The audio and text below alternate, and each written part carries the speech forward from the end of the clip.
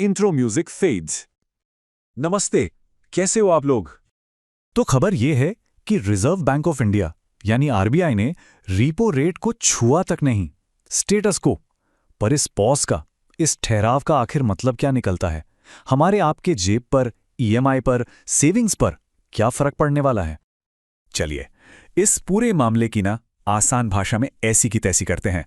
लेकिन इससे पहले कि हम डीप डाइव करें, एक छोटा सा काम, द फाइनेंस वायर को सब्सक्राइब कर लीजिए, क्योंकि हमारा काम ही है आपको हर रोज ऐसी जानकारियों से अपडेट रखना। तो आज हम क्या क्या कवर करने वाले हैं? पहले, आखिर ये रेट पॉज का फंडा है क्या? फिर आरबीआई जो ये बैलेंसिंग एक्ट कर रहा है, उसके पीछे की कहानी क्या है? इसके बाद सबसे काम की बात, आपकी पॉकेट पर इसका क्या इंपैक्ट होगा? फिर हम डविश पॉज जैसे फैंसी शब्दों को भी आसान बनाएंगे, इन्वेस्टमेंट के मौके तलाशेंगे और आखिर में देखेंगे कि दुनिया भर से कौन सी टेंशन चल रही है जिस पर आरबीआई की नजर है। ठीक है, तो रेडी? चलिए शुरू करते हैं। हमारा पहला stop, the rate pause explained. मतलब आखिर आरबीआई ने किया तो किया क्या? इसको समझने के लिए पहले रीपो रेट को समझो। सिंपल है, ये वो रेट है जिस पर आरबीआई यानी सब बैंकों का बाप दूसरे छोटे मोटे कमर्शियल बैंक्स को पैसा देता है। इसको आप ना पूरी इकोनॉमी का एक मेन पावर स्विच समझ लीजिए। आरबीआई ने स्विच ऑन किया, मतलब रेट कम किया, तो सारे लोन सस्ते, होम लोन, कार लोन सब। स्विच ऑफ किया, मतलब रेट बढ़ाया, तो सब महंगा। Simple as that. तो इस साल का सीन क्या रहा? देखिए, साल की शुरुआत में ना आरबीआई पूरे जोश में था, इकोनॉमी को बूस्ट देना था। तो उन्होंने फेब में, अप्रैल में और फिर जून में लगातार रेट कट्स किए। टोटल कितना? पूरे 100 बेसिस पॉइंट्स, यानी 1%। लेकिन फिर अगस्त में अचानक से फुल स्टॉप, ब्रेक लगा दिया। और अब अक्टूबर में फिर से वही पॉज। रेट अभी भी 5.5% पर अटका हुआ है। तो साफ है, आरबीआई अब जल्दी जल्दी वाले मोड से निकलकर रुको, देखो और फिर सोचो वाले मूड में है। तो अब आते हैं मिलियन डॉलर क्वेश्चन पर। आरबीआई का ये बैलेंसिंग एक्ट, मतलब इतने रेट कट्स के बाद अचानक से ब्रेक क्यों? इस स्लाइड को देखिए, यही है पूरी कहानी। आरबीआई ना एक टाइट रोप वॉक कर रहा है। एक तरफ देश के अंदर सब चंगासी, जीडीपी ग्रोथ 7-8% Q1 में सॉलिड, देश में चीजों की डिमांड भी तगड़ी है और महंगाई वो भी कंट्रोल में है। जीएसटी से भी फायदा हुआ। ये सब है खुश होने की वजह। पर रस्सी की दूसरी तरफ है टेंशन। ये टेंशन आ रही है विदेश से। यूएस ने हमारे सामान पर टैक्स लगा दिया, दुनिया में यहां वहां पंगे चल रहे हैं और ग्लोबल मार्केट का कोई भरोसा नहीं, कभी ऊपर कभी नीचे। तो आरबीआई घर की खुशी और बाहर के डर के बीच में बैलेंस बना रहा है। और इसकी पूरी वजह आपको आरबीआई गवर्नर संजय मल्होत्रा के इस बयान से साफ हो जाएगी। वो कह रहे हैं कि भाई, हमने जो पहले कदम उठाए हैं ना, पहले उनका असर तो देख लें, बाजार में सब ठीक से सेटल हो जाए, फिर आगे का सोचेंगे। मतलब साफ है, ये पॉज कोई घबराहट नहीं है, ये एक well thought out strategic move है। चलिए, अब आते हैं सबसे इंपॉर्टेंट हिस्से पर, इम्पैक्ट ऑन योर मनी। इस सब का हमारी आपकी जेब पर क्या असर पड़ने वाला है? ईएमआई का क्या होगा? सेविंग्स का क्या होगा? Let's break it down. तो पहला और सबसे बड़ा सवाल, जो होम लोन लेकर बैठे हैं, क्या उनके अच्छे दिनों की पार्टी ओवर हो गई? देखिए, इसका जवाब सीधा साधा नहीं है। डिपेंड करता है आपका लोन कैसा है। जिनके पास नए वाले लोन्स हैं, जो सीधे रेपो रेट से लिंक हैं, ईबीएलआर वाले, उनकी ईएमआई अभी के लिए नहीं घटेगी। पॉज का मतलब नो चेंज। लेकिन हाँ, जिनके पुराने लोन्स हैं, एमसीएलआर या बेस रेट वाले, उनको थोड़ी बहुत छूट अभी भी मिल सकती है, क्योंकि बैंक पहले वाले कट्स का फायदा अभी तक पास ऑन कर रहे हैं। और एक गुड न्यूज़ है एफडी वालों के लिए, ये पॉज आपके लिए एक रिलीफ जैसा है।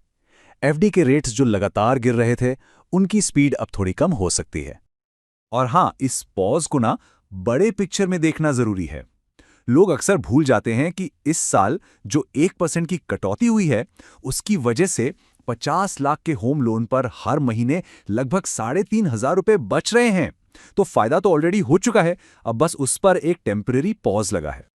ओके, अब एक नया थोड़ा टेक्निकल सा शब्द जो एक्सपर्ट्स यूज कर रहे हैं, डोविश पॉज। चलिए इसको डिकोड करते हैं और समझते हैं कि आगे के लिए इसका इशारा किस तरफ है। डविश पॉज सुनने में भले ही कॉम्प्लिकेटेड लगे, पर इसका मतलब बड़ा सिंपल है। डविश मतलब शांत, नरम, पॉज मतलब रुकना। तो इसका मतलब हुआ कि सेंट्रल बैंक ने अभी के लिए तो रेट कट रोक दिए हैं, पर उनका मन अभी भी रेट कट करने का ही है। वो बस सही मौके का इंतजार कर रहे हैं। सिंपल भाषा में अभी रुको पर फ्यूचर के लिए पॉजिटिव रहो वाला सिग्नल है ये। तो फ्यूचर में रेट कट की उम्मीद क्यों है? इसके पीछे सॉलिड रीजंस हैं। पहला अनुमान है कि महंगाई कम ही रहेगी, FY26 तक सिर्फ 2.6%। दूसरा, ग्रोथ अच्छी है पर उसको और सपोर्ट देने की गुंजाइश है। और तीसरा, दुनिया के दूसरे बड़े बड़े बैंक भी अब ब्याज दरों को लेकर नरम पड़ रहे हैं। तो इन सबको देखकर लगता है कि आगे चलकर 25 से 50 बेसिस पॉइंट्स की कटौती का दरवाजा खुला है।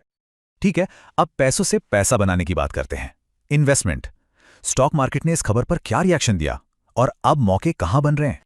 तो इस खबर का सबसे बड़ा जश्न मनाया रेट सेंसिटिव सेक्टर्स ने, मतलब वो सेक्टर्स जिनकी किस्मत ब्याज दरों से जुड़ी है, जैसे कि बैंकिंग और फाइनेंशियल सर्विसेज। उनके लिए स्टेबल रेट मतलब स्टेबल बिजनेस। रियल एस्टेट, यहां भी खुशी का माहौल है। स्टेबल EMI का मतलब है लोग त्योहारों में घर खरीदने से हिचकिचाएंगे नहीं। और ऑटो सेक्टर, यहां भी सेम कहानी, लोन सस्ते रहेंगे तो गाड़ियों की बिक्री भी चलती रहेगी। और इसका लाइव प्रूफ आप इस चार्ट में देख सकते हैं। जैसे ही खबर आई, इन सेक्टर्स के इंडिसेस रॉकेट बन गए। निफ्टी बैंक में 0.70%, निफ्टी ऑटो में 0.50% और निफ्टी रियलिटी में 0.40% का उछाल। ये मार्केट के थम्स अप का क्लियर सिग्नल है। चलिए अब आखिर में उस बैलेंसिंग एक्ट के दूसरे हिस्से पर चलते हैं, वो ग्लोबल हेडविंड्स, यानी विदेशी तूफान जिनकी वजह से RBI ने इतना सोच समझा पॉज लिया है। लेकिन क्या इन विदेशी तूफानों के सामने हम हाथ पर हाथ धरे बैठे हैं? बिल्कुल नहीं। सरकार का अपना गेम प्लान रेडी है। पहला, एक्सपोर्ट के लिए नए मार्केट ढूंढे जा रहे हैं। UK, EU, ओमान के साथ नई डील्स हो रही हैं। दूसरा, देश के अंदर GST जैसे रिफॉर्म से डिमांड को बढ़ाया जा रहा है। और तीसरा, जो हमारे एक्सपोर्टर्स ग्लोबल चैलेंजेस झेल रहे हैं, उनको स्पेशल सपोर्ट दिया जा रहा है।